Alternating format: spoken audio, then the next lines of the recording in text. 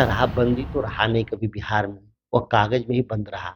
और उसके लिए तो भारतीय जनता पार्टी स्वयं दोषी रही। यह राजनीति का दोमुहापन भारतीय जनता पार्टी का, ये भारतीय जनता पार्टी को ही मुबारक हुए दोमुहापन। एक कोसी डैम पूरा हो जाए तो बिहार की जीडीपी में 25% का इजाफा होगा एक प्रोजेक्ट से। नमस्कार, आप लाइव स्टिक्स देख रहे हैं। मैं हूं आपके साथ रोहित वर्मा।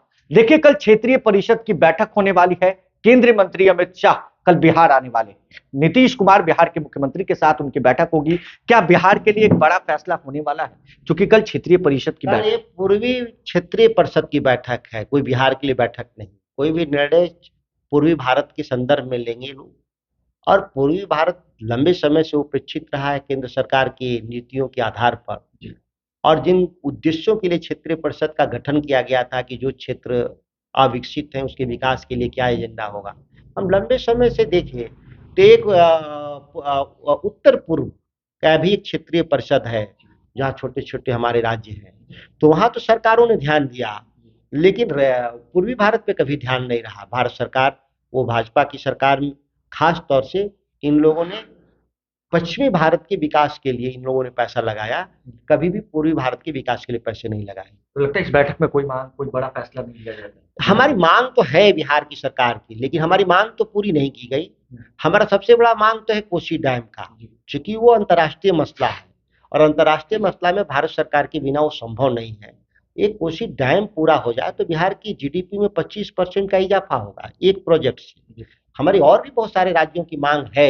हम जैसे 7% ही हम बिहार में उच्च शिक्षा हासिल है, तो ये 7% से हम 30% कैसे जाए, इसमें भारत सरकार कैसे योगदान देगा, कितनी सेंट्रल यूनिवर्सिटी देगा, कितना आईआईटी, आईआईएम या जो भी बहुत सारे हैं, तो कहाँ भारत सरकार के कान पे जू रेंग रही है। अब तो साफ आंकड़े भी साफ हैं, राज्य सरकार ने जो दे दिया।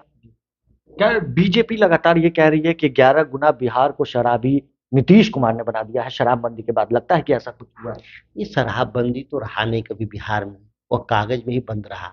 और उसके लिए तो भारतीय जनता पार्टी स्वयं दोषी रही। भारतीय जनता पार्टी कई अवसरों पे तो कहा कि हमारे ही चलते बिहार में शराबबंदी हुआ। ये जब से विपक्ष में आ गए हैं तब से उनकी भाषा बदल गई है। यह राजनीति का दोमुहापन भारतीय जनता पार्टी का, ये भारतीय जनता पार्टी को ही मुबारक हुए दोमुहापन। विशेष राज्य का दर्जा भी एक मांगे सुधाकर जी। क्या लगता है कल नीतीश कुमार अमित शाह के सामने इस बात को रखेंगे? राज्य सरकार 2002 में राबड़ी जी के नेतृत्व में विशेष राज्य का दर्जा का सवाल भारत सरकार में तत्कालीन प्रधानमंत्री वाजपेयी जी के नेतृत्व वाली एनडीए सरकार के सामने प्रस्ताव है, लेकिन कई साल बीत जाने के बाद भी निर्णय नहीं है। ये तो अजूबा है बिहार के लिए। अगर विशेष राज्य के दर्जा देने में कोई कानूनी अड़चन है तो उसके लिए विशेष सहायता दिया जा सकता है।